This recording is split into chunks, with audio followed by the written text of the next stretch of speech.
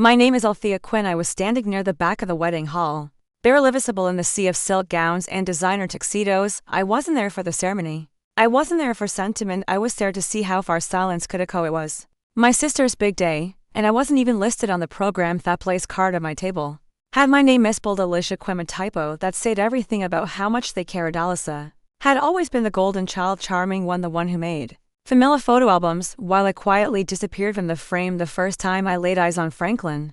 Hail, her new father-in-law. He looked straight through him, didn't shake my hand, didn't ask a question. His eyes skimmed over me like I was a server who'd wandered too close to him. I was no one worth noticing until the moment came. The MC raised his glass and smiled toward the center table. And now a special thank you to the strategic partner whose investment mattered this merger and this wedding possible. Please join me in welcoming Ms. Althia Quinn. Franklin Hale turned, his face drained off color. The glass slipped from his hand and shattered on the marble floor. I didn't move, I didn't smile. I just looked at him in the eye and said, "You missed your handshake earlier." Growing up, I learned early that love in our house came with conditions. Our parents weren't cruel.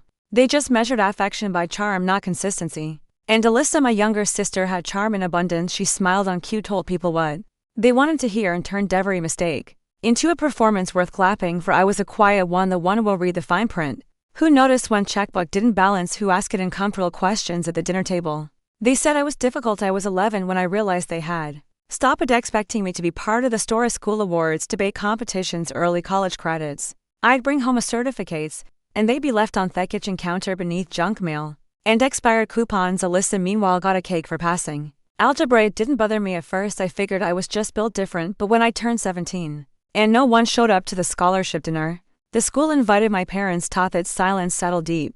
I stopped inviting them after that. College was my way out, but I paid for it myself. Pilgrims, night shifts, tutoring spoiled freshmen who couldn't bother to read their syllabi. I didn't complain. I calculated the last time I saw my family before the wedding was over a decade ago. Alyssa had just landed a marketing internship through some extended Cousins connection. At dinner, my mother had smiled sweetly and said, "Maybe you should try something like that, Althia, something more realistic.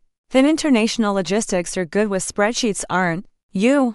I remember nodding and excusing myself early. I walked out into the cold and promised I would never again ask for a seat at Edible. I had to justify being at. They didn't chase me. They never did. People talk a lot about arrangement like it's a only time break, but in my case it was a slow fade. I sent fewer birthday cards. He stopped inviting me to Thanksgiving galleys. Moved up PR assistant and coordinator, then some flashy title at afterthought. I watched it all through LinkedIn and email forwards from bored college friends. She was always front and center. I was always not. They didn't ask what I was doing, and I didn't offer. It was cleaner that way, but I never stopped building. While Alyssa crafted social posts about office bagel Fridays, I was learning how to reroute a failing shipping line through the Panama Canal during a labor strike. I learned how to negotiate fuel contracts during volatile markets. I learned how to turn bankrupt shipping startups into profitable lead-sized companies in under 2 years. Noon and my family knew that by the time I was 35 I had founded Marin Ventures. Worth it. I had offices in Boston, Singapore, and Rotterdam. Or that my firm had recently acquired a 48% control in Ginters and Hale Marine, the very company Franklin Hale had spent decades building. They didn't ask and I didn't tell. They thought I had vanished. But it hadn't gone anywhere. I had just stopped answering to people who never really saw me in the first place. No one ever asked how I survived after leaving home. Noon asked where I lived, who helped me, or if I ever got sick alone. That's the thing about being invisible in your own family. You learn to stop expecting questions and start building answers. And moved to Baltimore after college. Not glamorous, but close to the port that mattered. I took a job with a shipping logistics company where the hours were brutal and the bosses didn't remember your name unless something went wrong. It was perfect because I didn't need needed information. I spent 2 years at the bottom rung, manifest processing, tracking codes, warehouse rotation, field inventory audits, and weather that peeled your skin raw. And I took notes, always on systems and efficiencies. Union interactions, client loop. Alessi watched how money moved in silence and how companies bled value because no one wanted to question the process. That's when I saw the flaw in scale. Big shipping lines thought bigger was better, bigger vessels, bigger ports, more control, but it made them clumsy, vulnerable. So it took everything I learned, drained every cent I had, and started Marin Ventures out of a rented 1-bedroom apartment in a building that smelled like bleach and roaches. My first client was a desperate small operator out of Nova Scotia who just lost a major contract after an ice season delay. I rebuilt his routing system using data from weather models and optimized turnaround times. Had tripled capacity in 9 months. He told 2 friends, and they told 2 more. By 32 I had 5 clients. By 36 I had 2 Officezen was quietly acquiring distressed companies that the giants had written off. As unsalvageably turning point was Calston Freight, a family-owned company, with mismanaged cash flow, but an exceptional South American cargo lane. I bought them out, quietly cleaned the books, retained their local talent, and funneled all data through proprietary routing software I designed with a coder friend from grad school. That caught attention. Hail Marina was one of the companies watching. They didn't know it was me. Of course, I work it through Shell Corporation's offshore trusts, clean legal firewalls. By the time Hale entered negotiations to expand their Atlantic footprint, they didn't realize their new strategic capital partner was Marin Ventures, the firm now holding indirect controlling interest in 3 of their auxiliary subsidiaries. It was beautiful because it meant I didn't have to beg for recognition. I could buy table quiet listle. I never planned on crossing paths with Alyssa again. I assumed she'd marry someone sleek and soulless from a glossy Manhattan world, and that would be the end of it. But then the Hale name came across my desk. I stared at the due diligence file for a long time. The first time I saw it, Alyssa's face was in a company press release from their gala standing beside Franklin Hale, beaming. I didn't feel rage. I didn't feel anything. It was just math. Of course it would be her. Of course she'd find her way into a world that looked clean and powerful on surface. That's where charm lies. When the wedding invitation arrived weeks after the RSVP deadline, I just said, "Oh, Miss Alyssa Quinn." I almost didn't go, but then I remembered something from the dinner table. All those years ago, we were good with spreadsheets, aren't? Yeah, as I was, and I had the ownership chart to prove it, so I have my assistant book flight. I would attend not as a guest but as a reminder. The envelope was creased. When it arrived, no return address. The card stock was heavy, embossed with gold foil, as if way cool to compensate for sincerity. My name was Ron Alyssa Quinn, but I recognized Alice's looping signature in the bottom corner of the RSVP insert. There was no personal note, no phone call, just a formality sent to late and printed to carelessly. Still chose to go. I wore a tailored black suit, subtle, precise, unmistakable out of place among the pastel chiffon and glittering heels that flooded the Hale estate. I arrived precisely 10 minutes before the ceremony, long after the family photos had wrapped, and early now to watch them avoid looking at me. Alyssa spotted me during the cocktail hour. Her smile tightened. "Althia," she said with a forced warmth, off to me and greeting a dentist. "I wasn't sure you come. You invited me," I said simply. Her eyes flicked to my suit, then away. "Right, you look professionally am." She didn't introduce me to her fiance, nor to the guests clumped around them like satellites. I was steered toward the edge of the lawn, to a table marked overflow. I found my place card, Althia Quinn, next to someone's elder Lycason, who asked if I was in catering. I told him no. During dinner I ate insolence. I watched Franklin Hale command the room. He was a man who liked the sound of his own voice booming, decisive, built for boardrooms and declarations, hammered with the kind of confidence that only ever grows in men who have never been told no by someone who mattered. When he made his way past my table, Alyssa trailed behind him. She paused, gesturing vaguely. "This is my sister Althia." He glanced my way, barely stopping though. "One of the logistics people," Alyssa snorted before she could catch herself. "Well, not really. She used to do something in transport." I think Franklin gave a polite, dismissive smile. "Important work. Somebody's got to keep the package moving."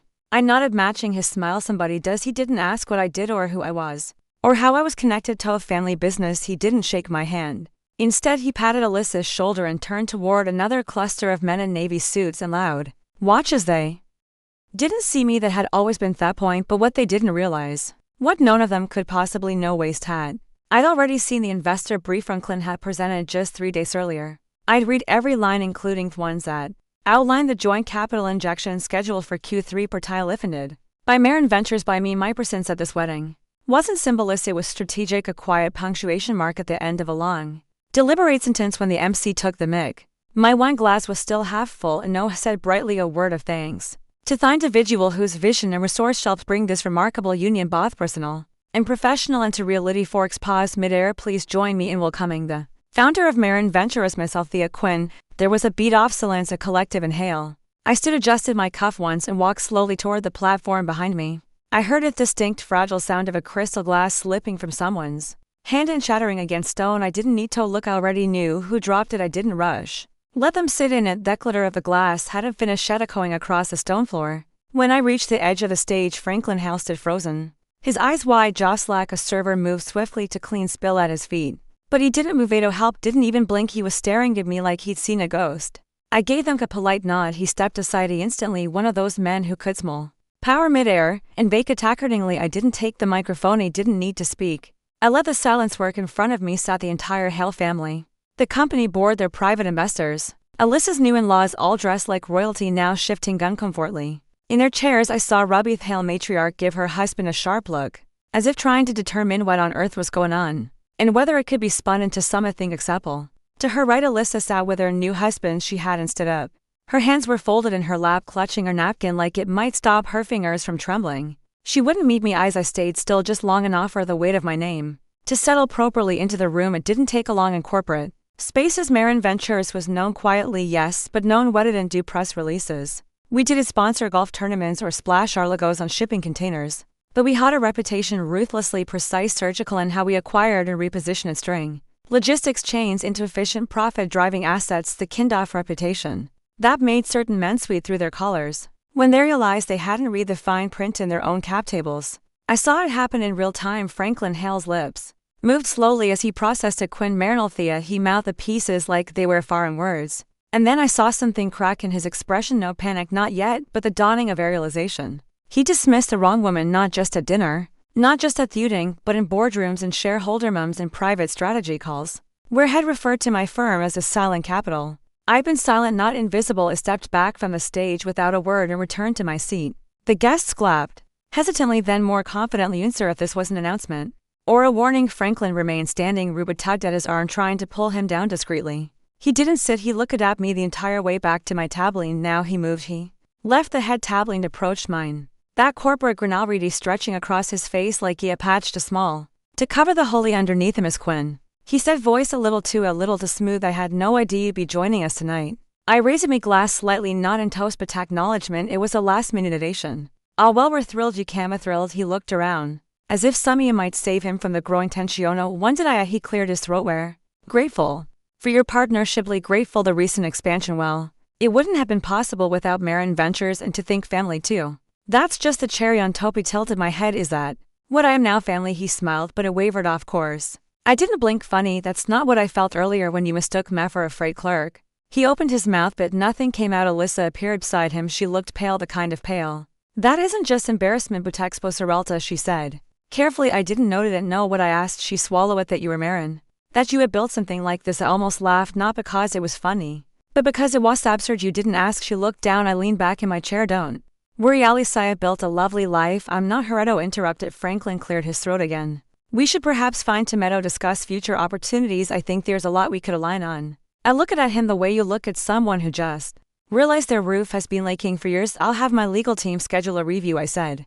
But I suggest you read your own shareholder structure first. The alignment may not be where you think it is. And just like that, corporate mask slipped. Not all the way off, but enough to see the fear hiding underneath. They weren't just embarrassed. They were exposed. I excused myself before dessert. The music resumed first, and brittle laughter tried to return to the room but tripped over its own awkwardness. I walked out through the main entrance alone, not looking back because I had nothing left to prove. I didn't slip out quietly. I walked straight through the grand entrance the same way I'd come in, unnoticed and unforgettable. Now the music had returned, a brittle and misplaced, clinging to corners of the room that still hadn't recovered from the silence. I left behind. Some guests glanced at me as I passed, their expressions caught between curiosity and discomfort. They didn't what they just witnessed, but they knew it mattered, and I wasn't off. Outside, the night air was crisp. The wind carried the scent of the bay salt oil steel. The Hale shipping empire glittered effectively in the distance. Docks lined with containers like neat lies stacked on top of one another. I'd studied those docks. I'd audited their contracts. I knew how far beneath the surface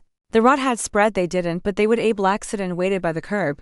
James Midriver opened the door without a word. He knew better than to ask. This wasn't a night for conversation. As I slid in top back seat, I caught one last glimpse of the estate through the tinted window. I half expected Alyssa to come running out, maybe to apologize, maybe to spin something sentimental, but no one followed. Not her, not Franklin, not a single soul, because now they didn't know how to say. How do you speak to someone you spent years pretending didn't exist? Oh, do you face a name you tried to forget once it controls your future? The truth is, I didn't come here to be forgiven. I didn't come here to ruin outing. I came because they needed to know finally, undeniably, what they missed. They hadn't just overlooked me, they had miscalculated me. And people like Franklin Hale, they don't recover well from miscalculation. As Liz would go on with her marriage, with her polished photos and her new last name, Franklin would likely try to negotiate terms in the boardroom, wrestle control. But it was too late. These shares were assigned the influence that Marin Ventures wasn't at the table. We on the table, and they'd read that name, my name, on every report, ever a proposal, every decision moving forward. Not because I forced them to, because they signed the papers before they ever thought to ask who held the pen. I didn't need applause. I didn't need recognition, just a clean exit and the echo of my name behind me.